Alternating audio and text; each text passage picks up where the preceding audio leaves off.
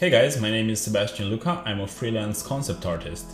In this tutorial you will learn how to make use of proportions in order to create an interesting design. I talk about the importance of hierarchy in design, how to work with dominant and subordinate shapes, and how to emphasize different elements better. I also explain how to place those elements to achieve a well-balanced contrast. Hope you enjoy watching and learning some of the key principles of design. Have fun!